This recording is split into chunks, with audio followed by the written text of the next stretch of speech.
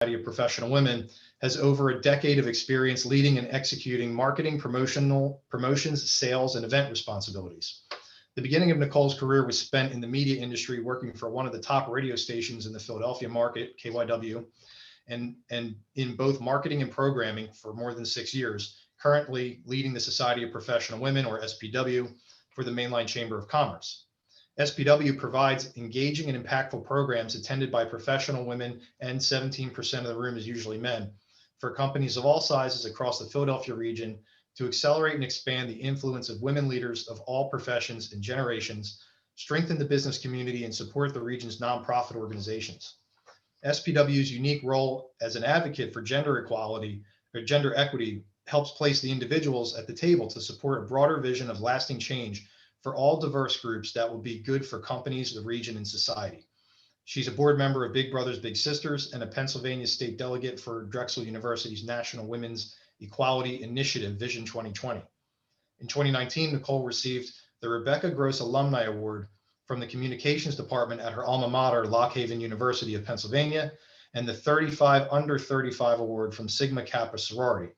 She's a mother of her daughter, Liana. Did I pronounce that right, Nicole? Liana? Which brings her Eliana, sorry, my printer got wavy right there. Brings her passion for work toward a brighter future and inclusivity for all into focus. So thank you all for joining us this morning.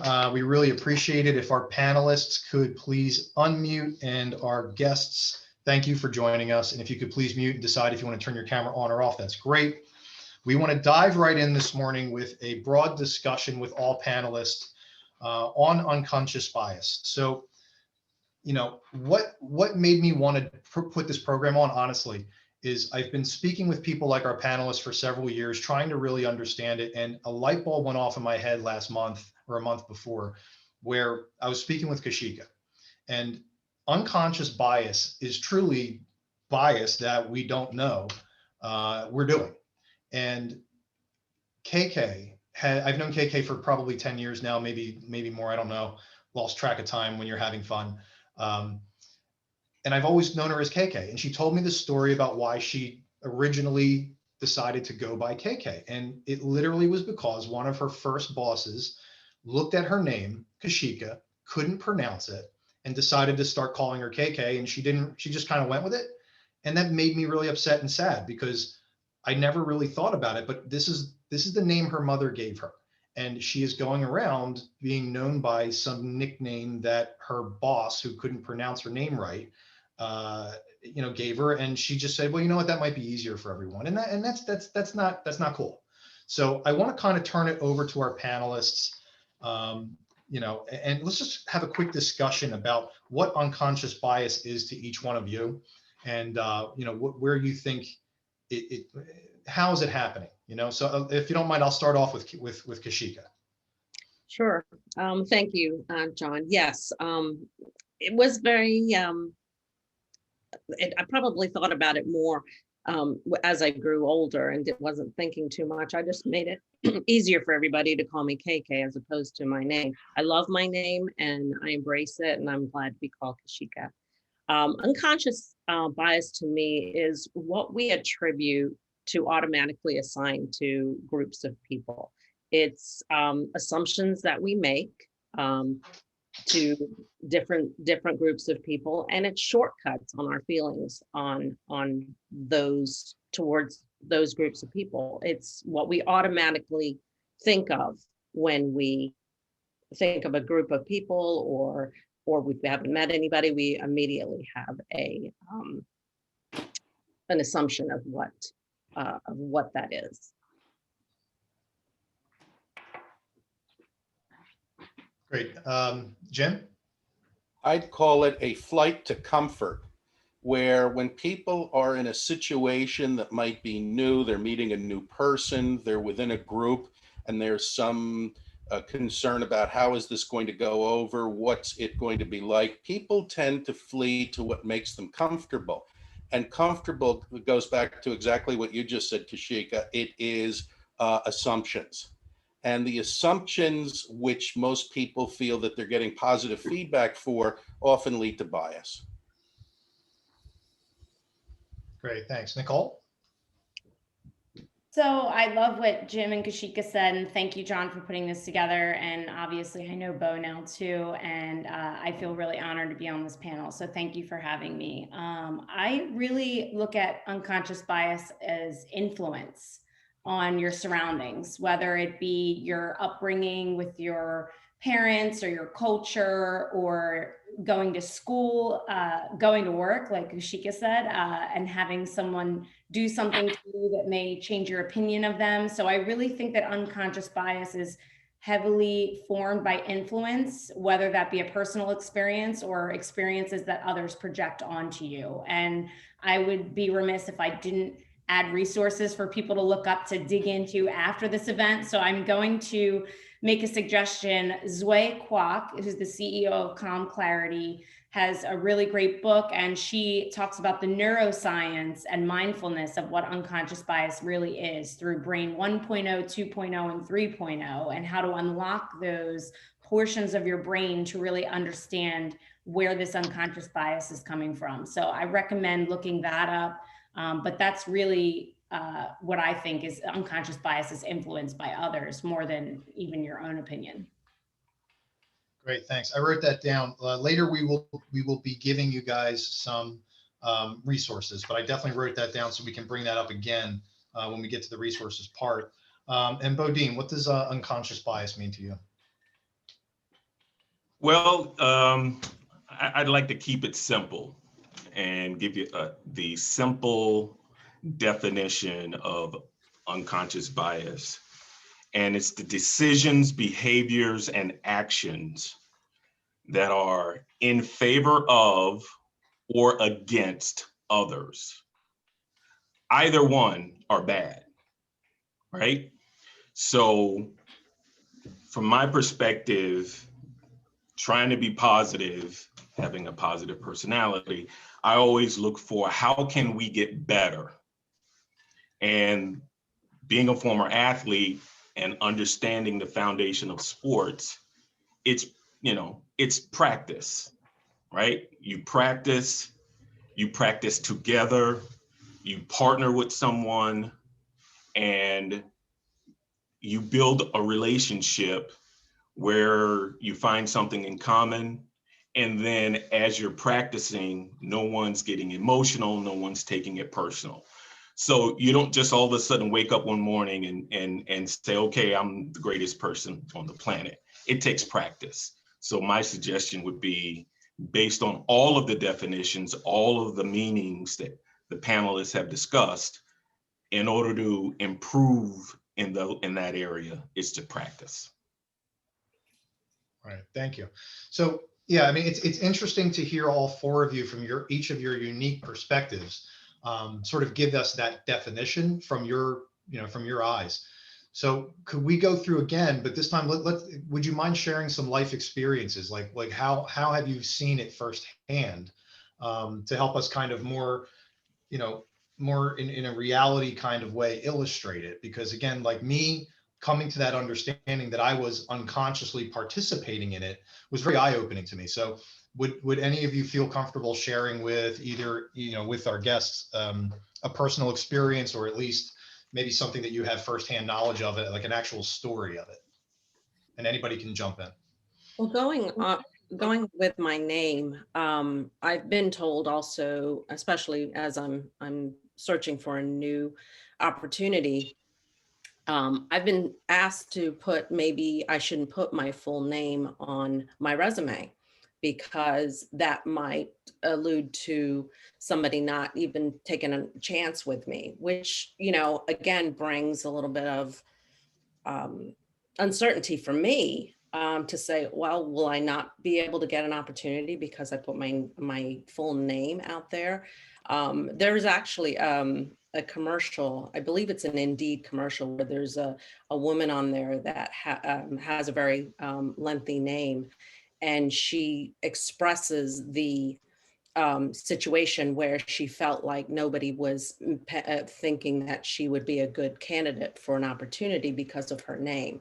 And that's where I feel that there's situations where, are they even going to take a chance to to see what I'm about, and kind of dismiss me before I even get to the right person. So that's what I feel like I've been up against. Wow. Yeah, and you're not the only person I've heard that from. Wow. Anyone else? Well, John, what I'd like to add is, I write about this in my book, in my memoir, and I talk about specifically how you can get a nickname for a good or bad reason. You hope you get a nickname for a good reason if it's going to stick with you versus a bad one, right? And people who, it could be regional, right? In the South, people tend to give nicknames more so than say in the Northeast or in the Midwest. But we know over the years, moving from families migrating from one area to the next, people tend to bring that culture with them. So people have to just be mindful of how comfortable they feel with someone in a work environment. Obviously, is different than a personal environment, a tailgate, a house party, cocktail party, but being in the work environment, people have to be mindful of those things. So, as long as we're mindful, we can pull through. Yeah. Nicole, you and I were having a conversation the other day about the age-related unconscious bias. Do you want to speak about that a little bit? Sure. So I had ascended to a director role pretty young, starting out of college, due to other circumstances. And it was really difficult being the only department head in your 20s when it's all older gentlemen over 40s. So there was a lot, it wasn't just my gender at that point. It really was some ageism, I believe, because I lacked a little bit more experience. And so I met with an older woman, very seasoned professional and highly respected. I asked her to go to coffee with me and give me some pointers on how I could be heard, how my voice could be heard at the table. And I have curly hair. It's very hard to manage. So I always wear my hair up. I very, very seldom wear it down. But for some reason, to see this woman, I thought, oh, I want to look like I put extra effort in. So I'm going to curl it and I'm going to wear it down and look beautiful. And I was all excited. And the first thing she said to me was, have you ever worn your hair up? And I'm like, yeah, like 364 days of the year, except for today. And she said, because you look really young. When I showed up this morning, I immediately thought you look really young, just because I was wearing my hair down. And I thought, that is so weird, because it actually takes me way more time to get presentable looking like this. So I don't know why she thought that, or maybe when in her era, she had to wear the beehive. I don't really know what the deal was, but the perception of the fact that I had my hair down. Another person, I'm also very short, so I'm 5'1". And I remember I would wear flats all the time because my heels would grind down in the city and it was so expensive to fix them. And I was only 20 years old. I couldn't keep paying for the new tips on my heels or buying a new pair of heels. So I would wear flats. And one day I had to wear heels for an event because, they always class you up, I feel like. And I remember a gentleman saying to me, you should wear heels more often because you're so short that people are always look down on you. You should try to get eye level with people. You should wear higher heels. And I'm like, I have to go through wearing like 4-inch platforms all day and having hurt feet at the end of the day just so you could see me eye level visually versus in your own mind. So it's interesting that clothing could even be known as unconscious bias, because sometimes when you hear unconscious bias, you think race, you think gender, you think really obvious things. But it goes as deep as what you wear or what your hair color is, or if you have a tattoo, and men experience bias too, so those are just my age question that you asked me about. Yeah, no, I know how you feel. I remember when I was 22, I won an award from the Mainline Chamber, and the person presenting the award kept just being baffled by how young I was. And I got to the podium. I said, well, don't worry, everybody. I asked my barber to start cutting my hair a lot right here. So that way I can fit in kind of like you with your hair. So is there now you addressed the youth side of things, but also you and I had a continuing conversation, unconscious bias, female versus male. Do you want to touch on that? Sure. Just even becoming a mother myself, I have my own unconscious bias. I have no problems admitting that. As a mother, I remember before motherhood, I was in church and a woman was breastfeeding and I was so appalled. I was a young teenager. I was like, oh my gosh, I can't believe she would do this in church. This was horrible. You know, have some privacy and things like that. And I remember judging this woman, thinking like such horrible things. And then of course, I became a breastfeeding mother myself, and I breastfed for 2 years. And by the time you get into that situation, I mean, you will do anything to stop your baby from crying and feed your baby. And it's not, you know, sexualized, which many people do. So breastfeeding is also a very hot button topic for a lot of people, especially in the workplace. Like, why do they need their own room, or how do you accommodate? And being in events, I could tell you, and I love the Mainland Chamber of Commerce. This has nothing to do with my employer, but sometimes like at a country club, I'm in a closet.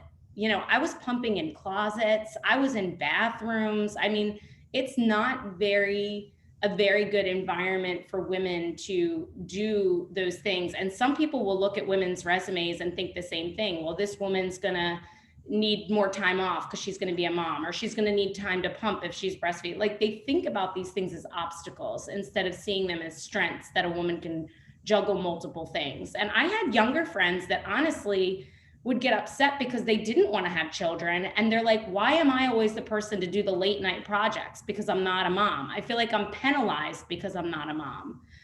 So it's not just about motherhood. It's about, you know, not being a mother sometimes, because that's what your expectation is. Some people expect you to do certain things. And so it's not just being a mom. And I'm not advocating for just mom. I don't think it's fair to ask the 20-year-olds all to stay overnight because you have to pay your dues. You know, they have lives too.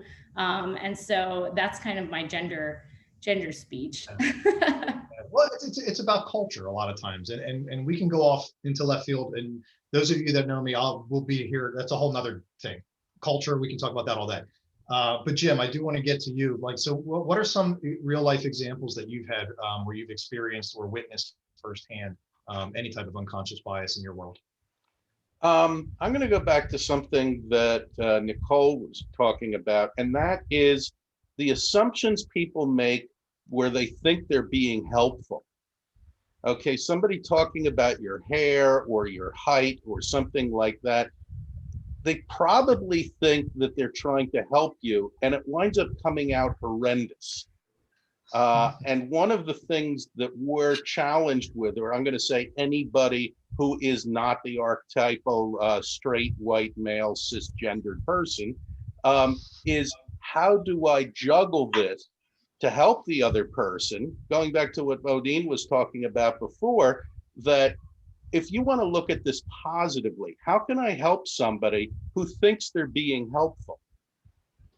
And what I have found is acknowledging what they have to say, thanking them for saying it, and saying, by the way, this is something that is extremely sensitive to me because of my height, because of issues that I have with hair, because of whatever else. And, you know, this is something in conversation that's very difficult. And that helps people become aware of it, and it takes away some of the unconsciousness.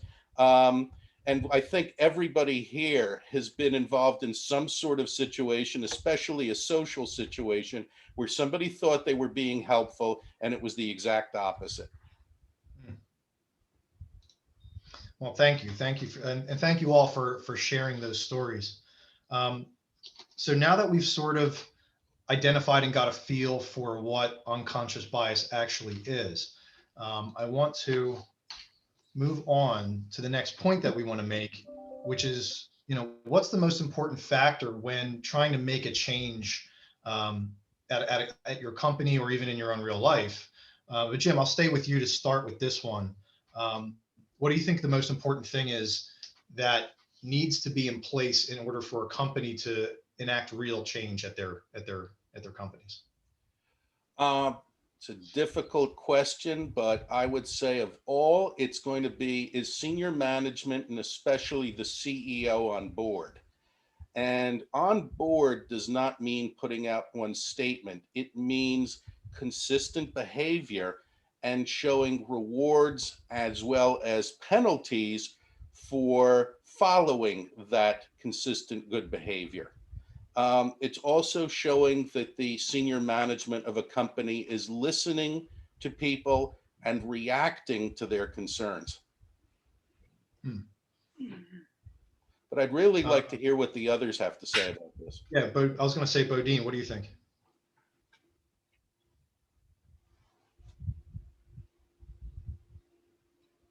Oh, are you on mute? Oh, sorry. There you go. Yeah, I agree with Jim. And, you know, in terms of important factors, you have to know your team, your management team, I mean, your staff, colleagues, whatever the word is that you like to use. You've got to know the players, and understanding each individual person might be a huge task for a large company. It may not be a huge task for a small company, but it's all about the effort, right? It's about the effort and making a genuine effort. If you don't make the effort, people will know, people will feel it, right? Everybody has, the grit, everyone has the feelings, the intuitions, the gut feelings. You can't fool people. You have to be real, and it has to be genuine. It cannot be, I don't like to use the word fake, but it just has to be real. So what do you all feel about a larger corporation creating a new job that's the head of diversity and inclusion? And now, I mean, to me, it kind of feels like the CEO or whoever's in charge of the company says, all right, we know this is a problem, or maybe this is even a buzz thing that's happening right now. We're just going to create a job and throw a job at it. Like Nicole and Kashika. I mean, is that, what are your thoughts about that? Well, companies need to be, they definitely need to have a plan in place, just like they would have a P&L plan. They need to have a diversity and inclusion plan. For a company to really achieve benefits of diversity, it has to work to be inclusive in every aspect: recruiting, hiring, retention, and promotions. That's going to take planning. That's going to require, again, the leadership of the organization to be involved with having conversations and really seeing what they need to do from ground zero, because they may not have a diversity or inclusion in place, and they may have to start from scratch, or they may have something and needs to change things or upgrade it in any way. So it starts from having some sort of plan and what kind of goals you want to attain. Google was one of the companies that has had a success with diversity and inclusion, and they came up with a 5-year plan.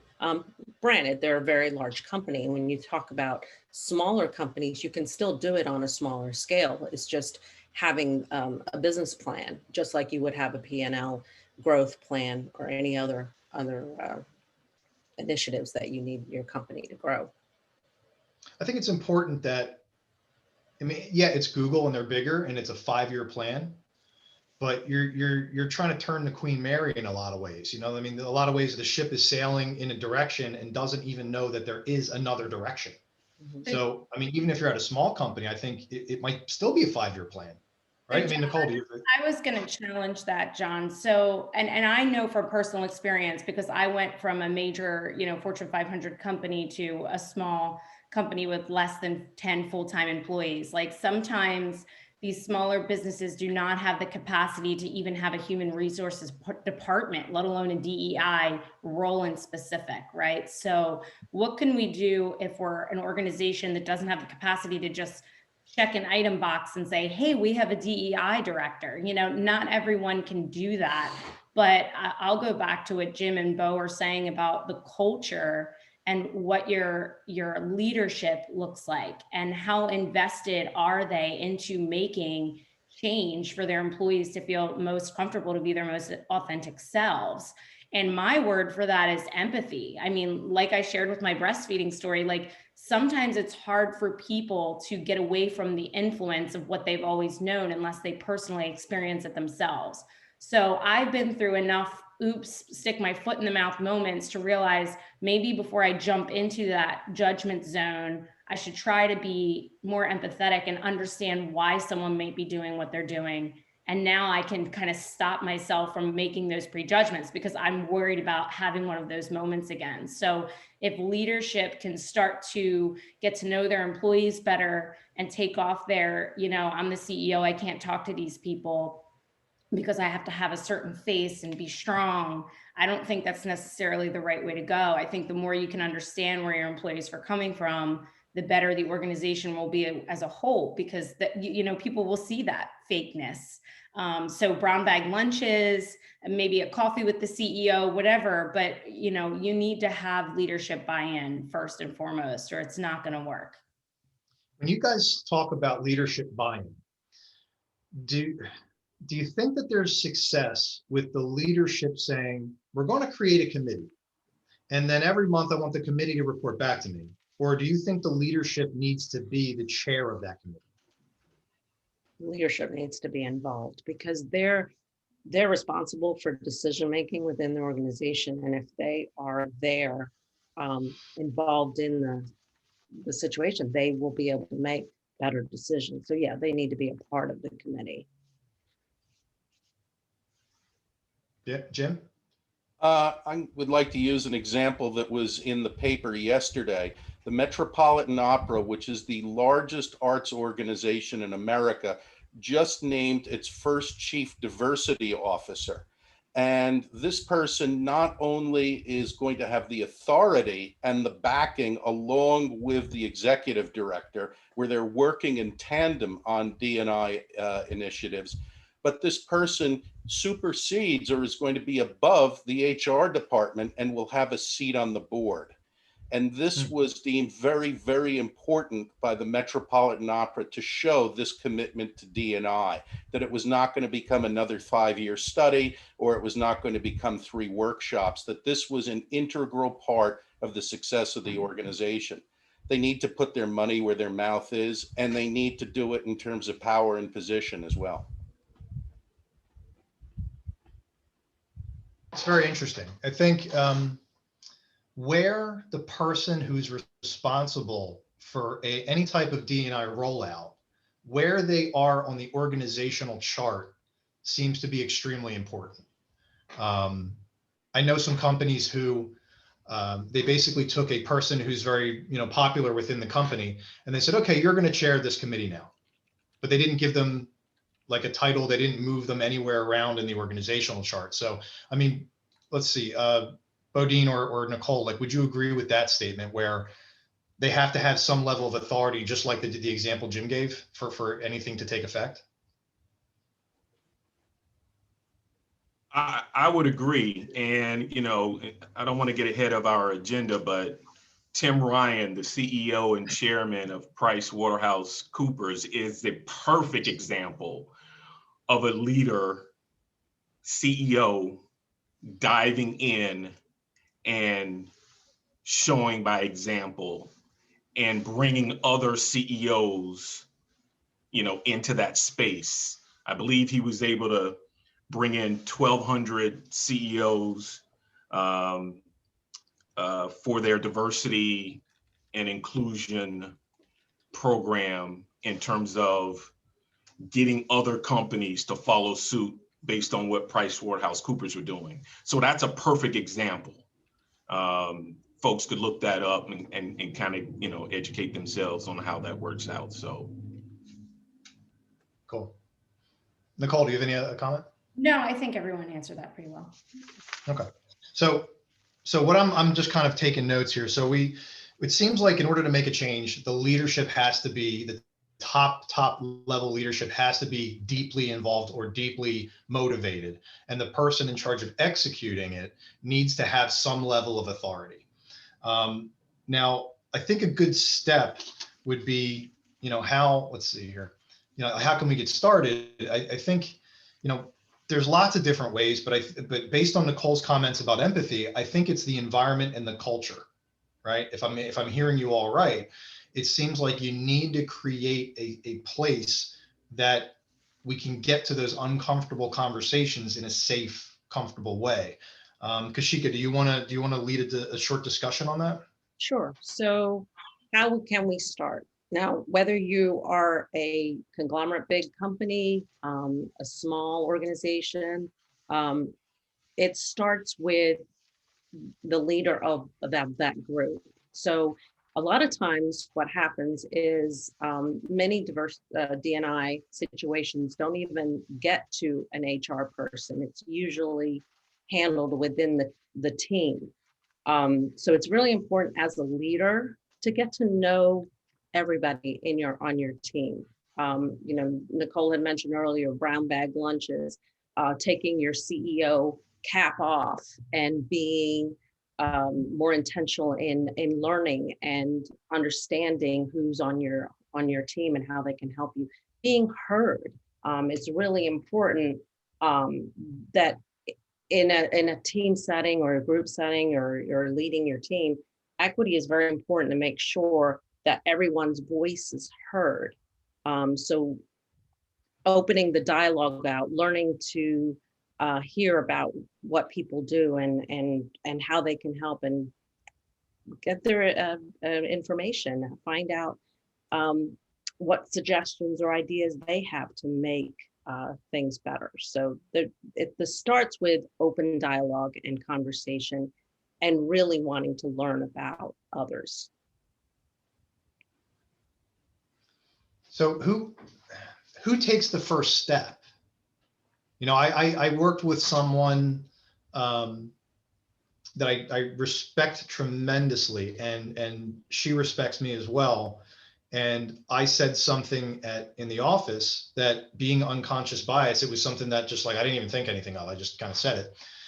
And I'm very impressed with this person because she came to me and she said, "Hey, can we go have lunch?" And she came to me and she said, "Okay, I need to tell you that this is how I felt when you said this." And I didn't even have a clue. So, if we want change to start to happen, how do we get to that? And this is kind of for the whole group here. How do we get to that comfortable place where who takes the first step? Is it the person who's trying to help the change happen, coming to someone like me who's just not knowing that I'm doing things? Or is it someone like me now who's sort of like been awoken, wanting to try to make a change? Like, what do you guys think is the best first step there? I could just say real quick, I really appreciate how she came at that so professionally and calm, because sometimes there's a lot of emotion tied to this stuff. And I feel like you have to remove that sometimes and have a real conversation, because some of this stuff is innocently done. Like you said, you were just unaware, and we can't change ourselves if we don't know we're doing it, right? Not that ignorance is an excuse or a free pass for people, but if people were able to communicate without placing blame or attacking one another, and able to just approach the conversation from, I want to make this a better place. Can we discuss what happened? It made me feel uncomfortable, and this is how. I think instead of going right to the boss and report it, if you can go to the source and, like I said, have empathy and try to understand why they may have made those comments before you go also prejudging why they made those comments. Like, oh, John said that because he's a guy and he hates women, like maybe you think, okay, I wonder why John said that. Let me ask him first and then tell him why that made me feel that way. And going directly to the source, I think that's a good place to start. I also think, employee resource groups are great, but like I said, depending on the size of the organization, sometimes they won't have them. Or if there isn't a champion of that specific category, maybe it won't get created. You might have 1 or 2 categories, and some companies have as many as 5 or 6, so I think having an employee resource group is a great way to start. And if you don't have an employee resource group, there are other organizations and places where you can find content like this that we're having today, where you can have those conversations. Yeah, this particular person was, they're doing their best at the company that they're at, because another good example, when we went to lunch, She mentioned that there's transgender biases everywhere. And there are literally signs. So when you go into a place and there's a men's room and a woman's room, and it's clearly marked as the men's room and the woman's room, it's forcing people who are maybe not out, or, you know, they have to make a choice now, where you can see that there are companies that if they've thought about this, they would just put a men and women label like together, or some other type of label, so it doesn't genderify the room that you have to go into. Never thought about it before. She brought it up at lunch. I was like, wow, you're 100% right. So yeah, I agree with you both. I think it's, you know, creating that safe environment and having, you know, someone look at it empathetically and not making a judgment call and saying, let me just go talk to this person, because they probably don't even know they're doing it. That's my slides here. So I wanted Bodine to start the conversation for this one, which is sort of like, what can businesses offer by way of opportunities to make this happen? Like, are there formats you're familiar with? Like, okay, we've got top-down buy-in.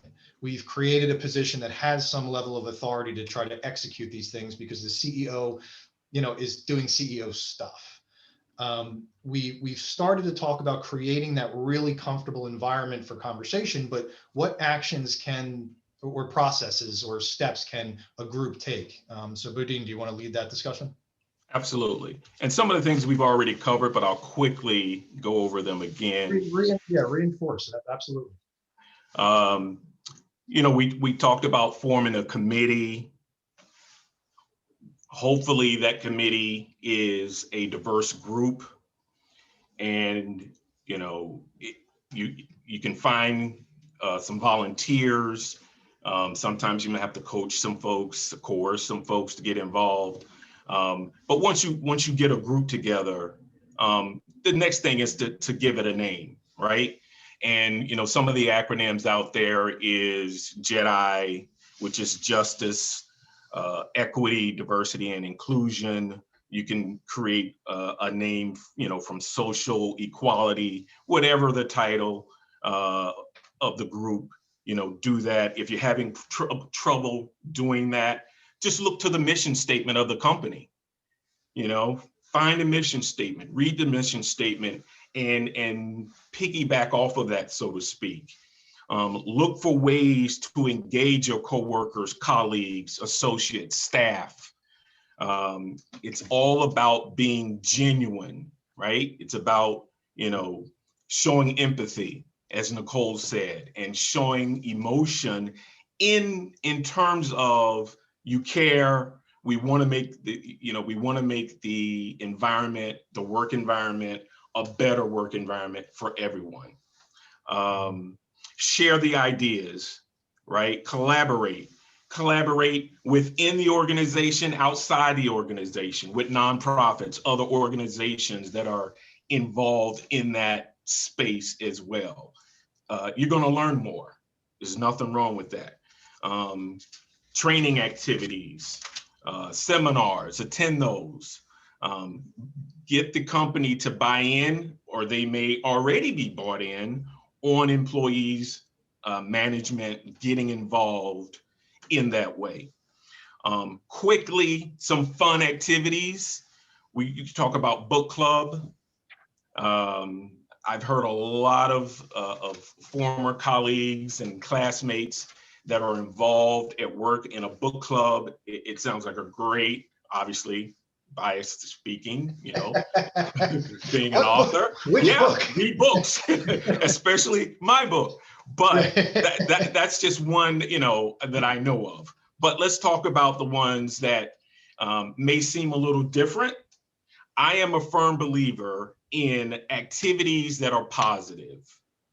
And two activities that I absolutely believe in is activities surrounded around food and music, right?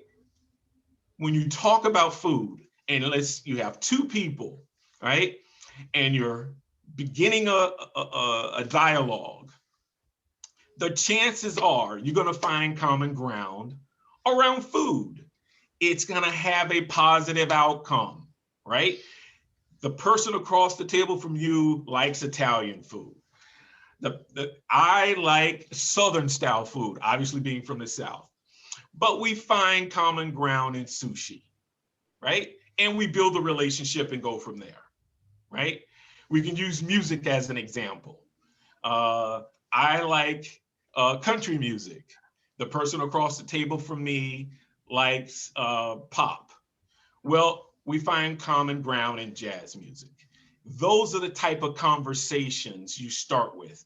I'm a firm believer, and my approach is you start with activities that are low-hanging fruit, right? You work your way up to and tackle later on the uncomfortable conversations, right? I do not believe anyone can have a conversation with someone from a different socioeconomic background and all the above about Black Lives Matter, Blue Lives Matter, White Lives Matter, all the matters out there, right? The first time, and it come out with a positive outcome. No, the chances are it's not going to happen. So you start with the low-hanging fruit activities, low-hanging fruit conversations, and you work your way to the difficult conversations, but that's a long way. This is not a sprint, it's a marathon. It's not a race to the bottom, it's a race to the top, right? So those type of activities I would suggest getting involved in.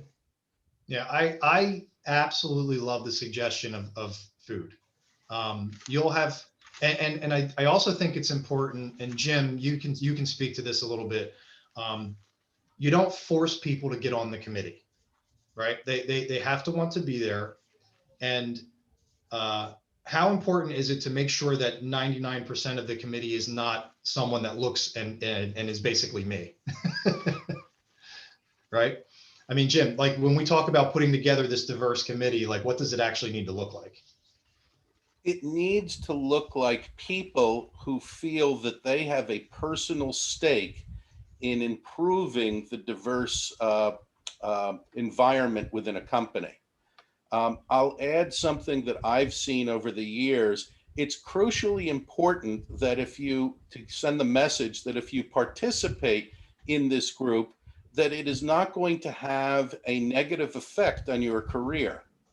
And I go back to an era where if you had seen an LGBT organization within a company, the perception was it was the kiss of death to be part of that committee, because you would be pigeonholed as somebody at a lower level who is, forcing these things where we have to grit our teeth.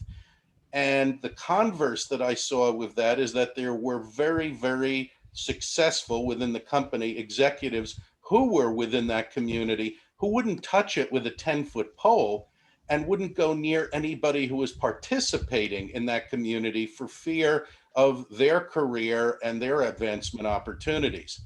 This really, it goes back to it. It has to start with clear messaging and activity from the top, that this is not only a safe space, but the suggestions are coming from a position of love rather than anger. And I'll add, this past year, we've seen a lot of anger, and it's been justified in so many cases to be angry for decades of horrible, horrible behaviors and treatment. But that said, if you want to change the way people perceive things, it probably is not going to be effective to come from a position of anger, but really one of love. Yeah. And to your point about culture, it seems like the safe environment and the position of love is the responsibility of whoever is at the top of that food chain, right? Absolutely. They can say anything that they want. Their behavior is what defines what the culture is. Okay. Mm-hmm. If there's any cultural message I personally want to drill into our guests' heads is it's your actions define the culture, not what is written in your mission statement. Not, you can write whatever you want on your website. That's fine. But if the leadership goes around behaving in ways that are opposite of what's written on your website, that is what's defining the culture. So in your example, the kiss of death being on that committee, that's because of either things that the leadership has said, or more importantly, things the leadership has displayed in their behavior.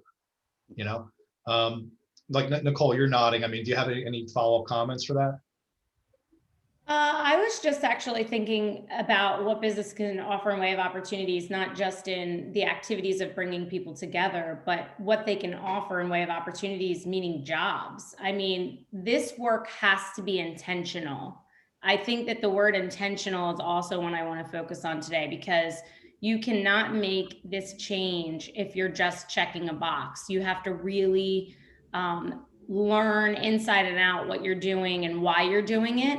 And when you look at your boards, like you said, if you are preaching that you embrace diversity and inclusion, and you don't have a person of color on your board, someone that's neurodiverse, which not many people even think about on your board. I have a friend in human resources. She works for the government, and she said that there was an individual with an issue of the printing paper was blue. And they were printing these reports on blue paper, and the person's learning disability messed them up. They couldn't read the report, and so they weren't able to do their job.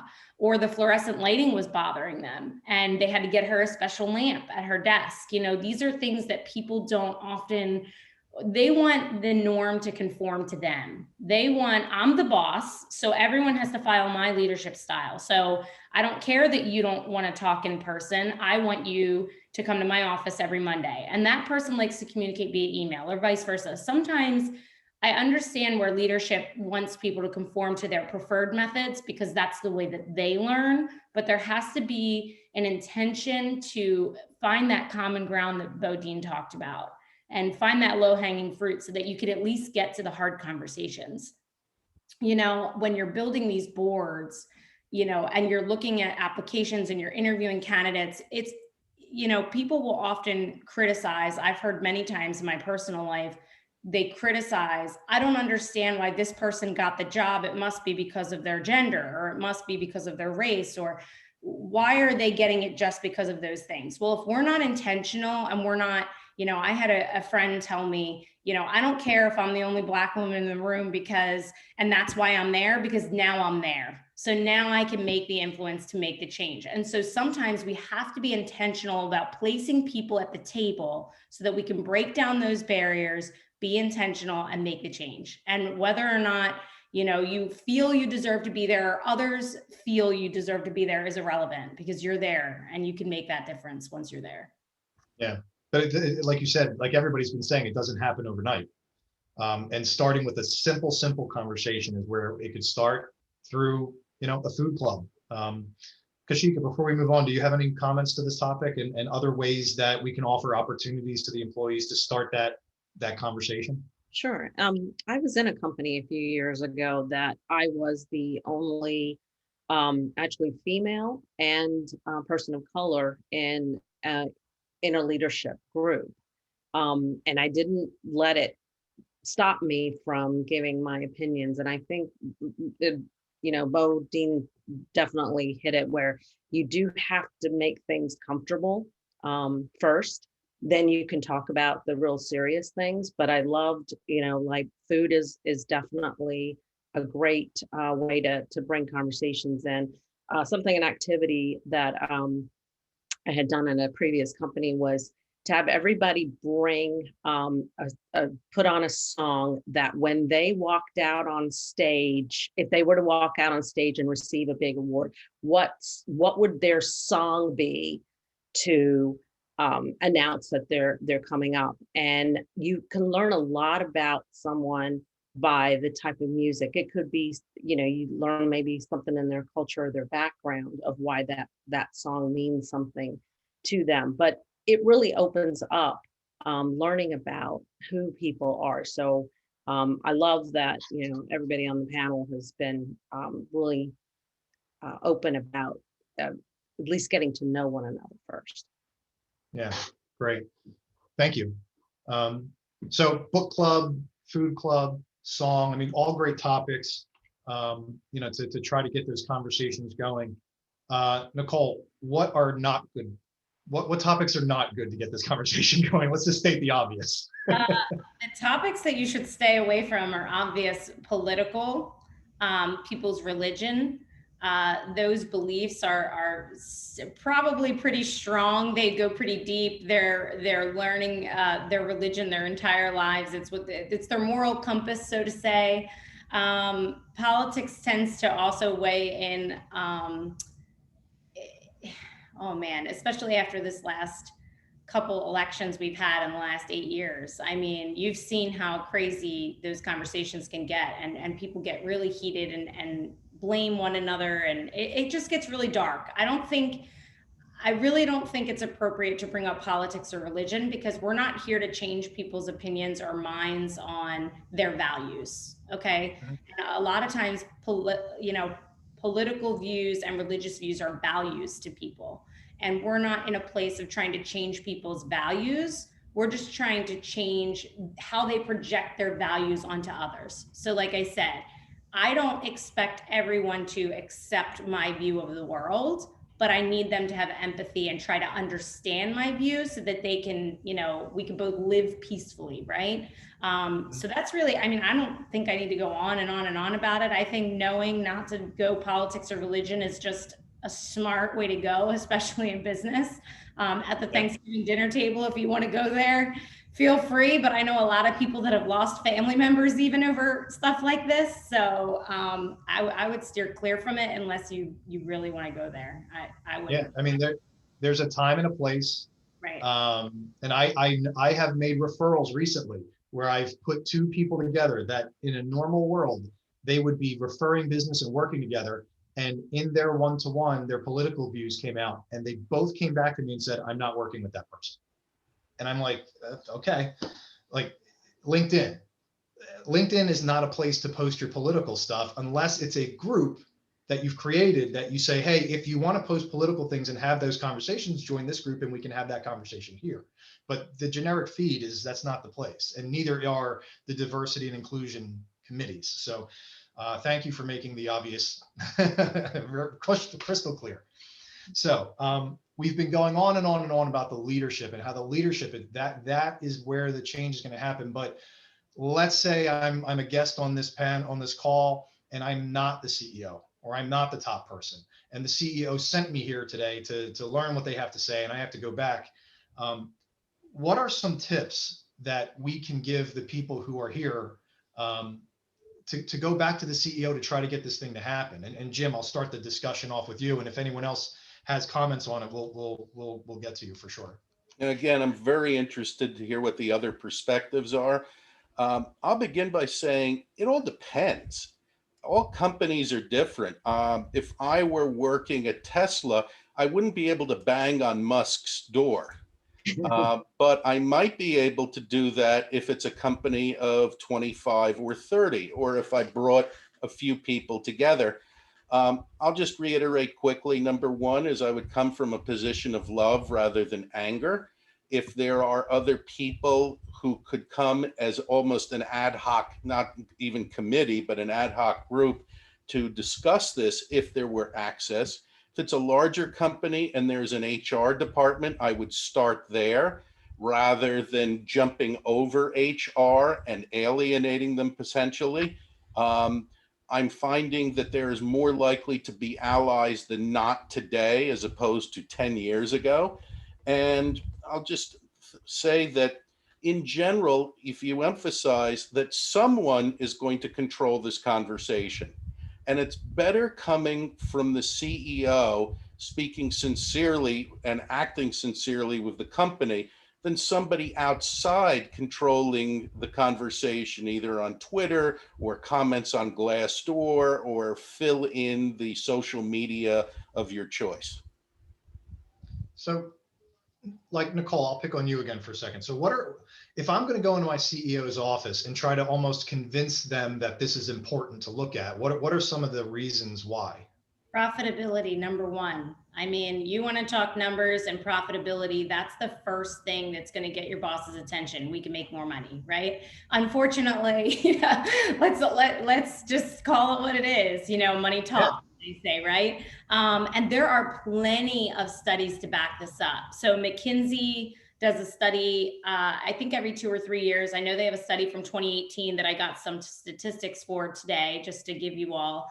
But profitability counts. So according to this McKinsey study, 35% performance advantage for a more diverse group of employees, 19% higher revenue for companies, 15% are more profitable than average, and the cash flow is 2.3 times higher. And they're 70% more likely to capture new markets as well because of the innovation of having all of these different ideas of how to market to other groups of individuals. So I think knowing that more diverse teams create more profit is the first way you go in there to get buy-in, because that actually speaks to them, right? You're speaking their language. How can we make more money?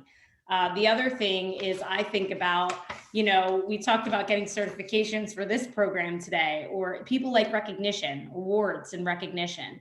When you have a diverse team, you can put that out there. You can get your recognition for having your diverse team, and you could, be held accountable when you're filling out for awards or scholarships or certain loans or, more finance, so more financial support. So women-owned businesses, for example, if I was going to start my own business, there would be more loan opportunities offered to me because I'm in a diverse group. So you need to know about those types of things and things that you can benefit from.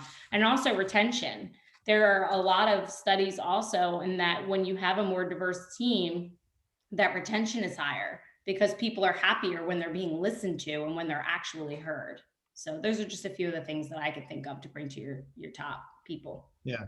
Hey, And it's John. funny, we talked about certificates, and a couple people emailed me. They said, are we giving out a certificate for this? And I very intentionally said no, because if you get a certificate and hang it up on your wall, you think you're done. You're not done. All you did was attend a webinar. Like, I'll give you any certificate you want when you come back to me and show me that changes happened, right? But I'm sorry, Bodine, you were going to say something? No, I just wanted to add, with all the great things Nicole said, if you think about if you're middle management, top management, and you're trying to convince the CEO, the leader of the company, to get involved, let's keep it simple. It's about it's about being competitive, right? The competitive juices, ego, if you want to use that word.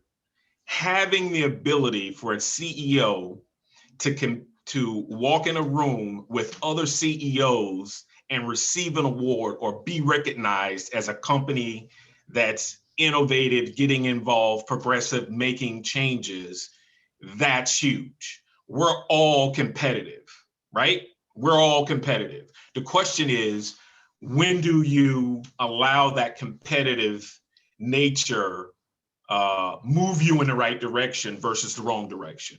So a CEO is just as competitive as the staff, the management, everyone else. Use that as a positive way to steer the CEO in the right direction, because everybody's doing it. From Comcast, all the Fortune 500 companies, all the companies are getting involved in the D&I, justice, social space.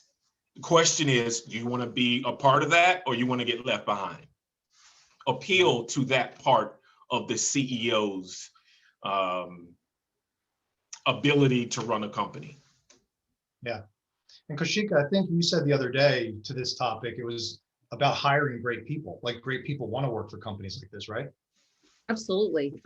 If you show it on, you definitely want to work for a company that you feel like the culture is instilled.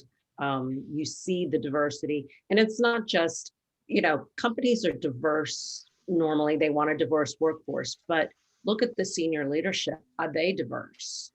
Is someone who looks like me in a top level position? Or do I need to go into that company and become that person? So there's definitely ways to look at different companies, and can you make the change within that company if you go in, or is a company already uniformed with those ideals? So Great, thank you all for that. Well, we talked a little bit a second ago about accountability, and I am watching the clock. It's 9:10. I want to try to get to the questions at around 9:15. And admittingly, I've not been watching the chat because I've been watching the clock. And Holly McDonald from Mobile McDonald is our tech behind the curtain today, who's kind of letting people in and out of this meeting, and she's been watching. So hopefully she can start to look at that chat and kind of summarize some of the questions that we'll try to address in the next couple minutes. But I want to talk about, I feel we've given our guests a really good roadmap and some really great ideas, but it's all about holding themselves accountable. So does anybody have any ideas on how we can help them do that, or how they can help themselves hold themselves accountable? And I'll start with Jim. Holding themselves accountable, I believe, first of all, the one key point is listening. If you begin with listening and have a clear slate, as well as if you're in a senior management or leadership position, begin by acknowledging what you don't know. In other words, I'm beginning with this, I may be new at it. Please let me know if I've made any missteps. If I have, it is not intentional. And I will definitely acknowledge these things and solicit help going forward.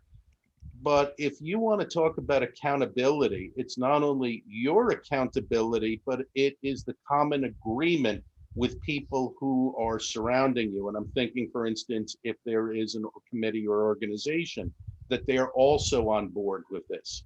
I'd add that not only do you hold yourself accountable, but there has to be measurable ways of doing it. And one brief example is that Starbucks coffee had a horrible situation of discrimination in Philadelphia about maybe 3-4 years ago. And their first reaction was wallpaper, where they had a half-day seminar where they closed all of the stores, and they had 3 or 4 lectures, and they were terrible in that it was everything not to do. The company has since changed dramatically in that they are tying executive compensation directly to achieving certain goals that have been very specifically laid out through conversations with committees that are based on D&I. So it goes back to business. How are you measuring a successful business and its specifics? I love that. Putting your money where your mouth is. There are so many companies that have incentive plans and bonuses that incentivize you to do something that is not like at a core value, So tying the executive's bonus plan to achieving goals related to this, I think, is a brilliant idea. So goal setting is definitely one. Does anyone else have any other suggestions? Reach out to outside sources. Sometimes within your own organization, you may have created a committee, but don't be afraid to look for outsource or more experienced organizations that are able to help you with that. There are many D&I consulting companies, HR solution organizations that are able to help you at least get started with your plan and help you with your goals of attaining that. Don't necessarily always feel that you have to do it within the organization. Maybe it's that investment that you make that's going to help you. And in the long run, when you talk about money talks, that investment could really turn around for you. Yeah. So I want to move to the resources section, because I think this is really important. And Nicole hit on two, the Zuakowic and the McKenzie study, but we have 1 or 2 minutes. If each of you could give 2 resources, a book, a firm, a website, a video on YouTube, something that's going to help give some ammo to our guests to go back to their offices and begin something here. So Nicole, I'll go back to you. Do you have other resources other than what you've listed already? Yeah, sure. So obviously I'm going to self-plug the Society of Professional Women, because that's the organization that I work for. That's and fantastic. I believe in mission so much. So you can go to our website, spwmainline.org, and learn more about our events and what we're trying to achieve. Also, St. Joseph's University has a Center for Diversity and Inclusion, and they do free seminars like all about this work since this summer. So they've been doing some really great free workshops. And those are a few resources that I had that you could look into, but I encourage you to look on, you know, there are many companies that are doing this work publicly. And then that was the other thing I was thinking about in the last session that we were talking is what we just addressed is be willing to have your company evaluated publicly. That's a way to be held accountable. So look at other companies that are doing this work and try to emulate that, or ask maybe for a meeting with the CEO or somebody involved to find out how they're doing the work that they're doing. Yeah, great point. And Bodine, obviously, you know, your book is fabulous. It would be perfect for the Book of the Month Club to get everybody started. Everybody reads that book and they come back and discuss it. Are there additional resources that you're aware of that we can share? No, I totally agree and support what Nicole just said, but I'm gonna stick with just the one small thing. I can't talk enough about Tim Ryan and the work he's done with PricewaterhouseCoopers. And the title of the group that he created is called CEO Actions for Diversity and Inclusion. And that's where the 1,200 CEO members are.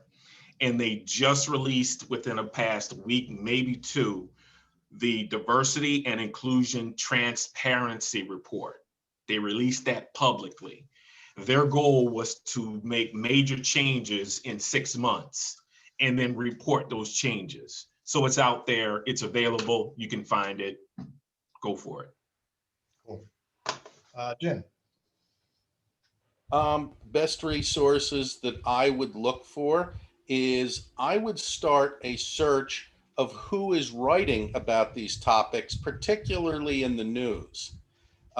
There is no better way of approaching some issues than to have, I'm going to call it, for want of a better word, examples or evidence that are, you know, very specific that you can point to and hand out.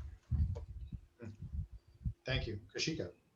Well, I'll definitely give a plug for the Diversity and Inclusion Certificate Program at Cornell University. Any leaders, you do not have to be in HR or a D&I consultant to take this certificate program. It opened my eyes quite a bit on what are things that are happening in the workplace and things that you may not have realized. Another person that I found to be very influential during my certificate program was, if you've ever heard of Verna Myers. She is the founder of the Verna Myers Company, and she's also the VP of Inclusion Strategy at Netflix. And I love her quote, diversity is like being invited to the party. Inclusion is actually being asked to dance. So I'll leave it with that in how we should think about being more inclusive in our environment. I like it. So thank you for that. And I'll talk with the panelists and we'll summarize all those in case you weren't able to take notes. We'll send a follow-up email with some links and stuff so that everybody has it. At this point, I want to go to Holly McDonald. And Holly, if you wouldn't mind asking our panel some of the questions that you were able to kind of glean from the chat. Sure. So thank you to the panel and to everyone that has been actively participating in the chat, and to our panelists for being so responsive when they have asked for your information. It's just been awesome. So one of the things that has come up, John, that's a couple people have either messaged me or put in the chat, is when a company, so say the company that you work for has taken a political stance or a stance on an issue, when the panel talked about not bringing your beliefs up on LinkedIn or in other forums, and your company has, is it then something that you can't avoid discussing in the workplace if your company has taken a stance on a political matter?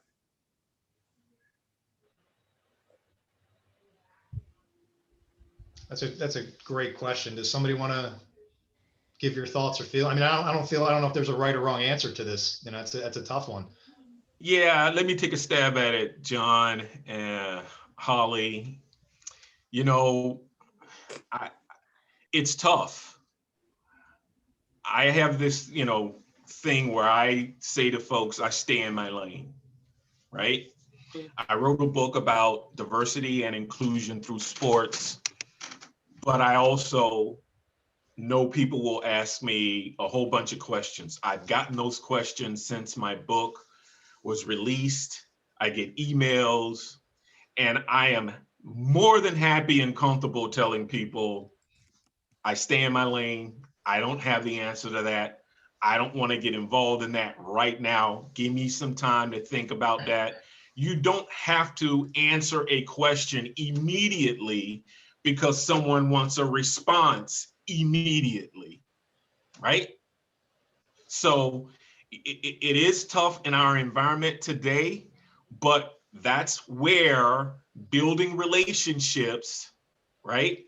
Having diversity within your organization, within your floor, within your building, and having a teammate will help you overcome that, or at least be able to deal with it. Hopefully that helps. I just have one thing to add to that, John, especially because I was the one who said stay clear of politics. And I saw that come through in the chat and I was like, oh, I never thought about that. So when we talked about earlier what you're instituting into your organizations, when you're creating this culture, you have to make sure that you are living it, right? We talked about that. So when it comes to social justice or something like that, some people see those as political. Some people see them as humanity, right? Like we have to talk about humanity. A lot of people talk also about the millennial generation, and when they ask interview questions or they're being interviewed, they talk about company culture. It's a new question that people are asking when they join businesses or organization. What is your culture like here? They want to know. So if you're at a company and they make a statement publicly about their culture and what they want, then maybe that's not the best place for you. I mean, obviously, I think you should do all the other things we talked about earlier. Ask them to coffee or to lunch and say, where did the statement come from? Is this part of our values? Is this something I should be doing in the office? This is how I feel about it, and see if you can find that common ground. And if it's not a place that you agree with, then maybe it's time to move on. And I'm not saying everyone has to just leave their organizations. I'm just saying that if your company has clearly stated what their culture is or their mission and values, it shouldn't shock you. I mean, I work with the Society of Professional Women. If something's going on that has anything to do with the advancement of women, regardless of political party, I'm going to celebrate that, because that's our mission, right? To accelerate the advancement of women. And, it's hard when you're trying to make those decisions of what's right or wrong. But I know what our mission is. It's to accelerate the advancement of women. So if the first female vice president is elected, I have to acknowledge that that happened, regardless of political party. And there are ways to celebrate that without bringing the negativity that could be perceived. That's just my viewpoint. And I think a lot of the tips that we gave to our guests to go back and start to have that conversation with the CEO, I think those exact same techniques, as Bo was saying, is where you apply it, for this conversation. But you now need to be the leader, right? You now need to create that safe environment to have a difficult conversation. And creating that safe environment might be 2, 3, 4 actions over a week or 2 weeks until that person who's making the decision to become a politically charged organization, almost overnight, maybe it sounds like, if that person who made that decision and now is in that bubble with you, in that bubble of safety, you can begin to have that conversation of trying to get them to empathize. I mean, that's a tough situation. Holly, is there another one? So here's another one, John. If you thought that one was tough, here's another one. Jim, you're up. So what did you say? This says Jim written all over it. So for those in a hiring role, many times companies look at a prospective candidate's social media. And so how would you advise someone that is in a search mode right now and is exercising their First Amendment rights on Facebook and Instagram and LinkedIn, what would you advise them on if they have a very strong opinion about something and are sharing it on social and are preparing to interview? And a company may look at that from both the candidate's perspective and the person doing the interviewing. What if they came to you with this? How would you advise them to proceed? I would advise them to stop and think from the employer's perspective what message that's giving about you with that company and your ability to work as a part of a cohesive group within that company. And if you say things that you firmly believe, it's absolutely wonderful. It is an expression of who you are. It is a First Amendment right. And at the same time, you're asking somebody for their permission to let you join a group. So it's a very, very difficult position of which matters to you more, showing that you are willing to participate within a group or expressing an opinion that may alienate people. And one of the things we have seen recently is that the country is almost evenly cleaved between one way of looking at things through one party and another lens through another party. It's inherently going to be divisive. And it's up to the individual, but it's also important to remind people that they're looking. If you don't think they're looking or you don't consider that, you need to be disabused of that notion. It's very much similar to how young people are now taught at an age of 8, 9, 10, that what you put on the internet can have a huge impact on your life, not just immediately, but for years to come. For a lot of people, that's hard to gauge, or they might be incredulous, but that's our world. Hey, let me take a stab at this real quick, and I like to use the analogy of sports, right? You have an opinion, yes. You have your First Amendment rights, yes. However, you're on a team, right? You're on a team, and you have to follow the team concepts and the team's rules, right? And you have, and I got to use football because that's what I played. You have 11 guys on the field, right? The offense is on the field, and we have what we call divas, wide receivers. They're divas. They're pain in the gluteus maximus, right? Everything's got to go their way. But who's the leader generally of the offense? The quarterback, right? And so you have the divas on both ends chirping, making noise. It's up to the quarterback to say, hey, listen, enough said. I called the play, run the play, let's get it done, right? And the next step is if a diva steps outside, meaning a wide receiver steps outside of the rules and gets a penalty from a ref, you hurt the team. Yeah, you have the right as a wide receiver to jaw back and forth with a defensive back. Yes, you have that right. But if you cross the line and say the wrong thing, the ref's going to throw the flag. You're going to hurt the team. Stop hurting the team. Be a part of the team concept and everything will go fine. You can still speak your piece, just don't cross the line. All right, so great points. I do want to be respectful of everybody's time. We're probably going to run over by a minute or two because we need to pull a door prize. But the one thing I'll say to that point, going back to culture, right? If the culture of the organization is accepting of people's First Amendment rights, then you're not going to have any problem, right? But if it's made crystal clear in the interview process, because interviews are about fit, if it's made crystal clear in the interview process, like you can say whatever you want, but you're not going to bring it here. You're not going to bring it into the office and have those conversations. Or we are going to say we only hire people as culture who, as our culture dictates, who are not politically charged on either side. So if you are a politically charged person on either side, I don't care which one it is, you're not a good fit here. And if that's made clear, then you can do that. Because look, you're the business owner. You can do whatever you want with your company, right? So I'm going to thank you for your questions. I apologize to anyone we didn't get to, but we want to get to our door prize and wrap up. And our door prize is going to be an autographed copy of Bodine's new book, Race Against Race. And I'm going to stop sharing my screen so Holly can share hers.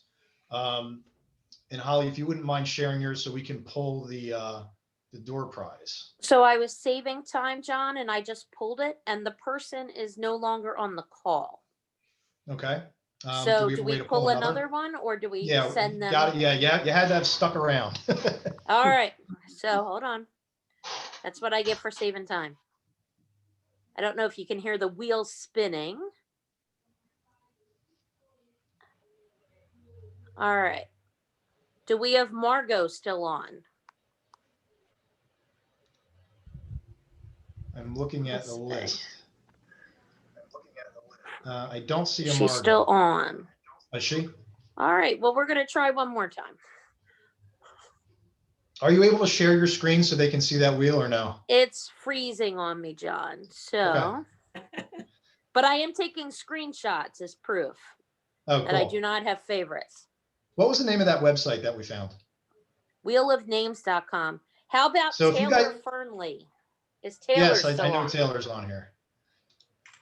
So Taylor, Where's- congratulations. And where's wheel, Taylor? what was it called again? Wheelofnames.com.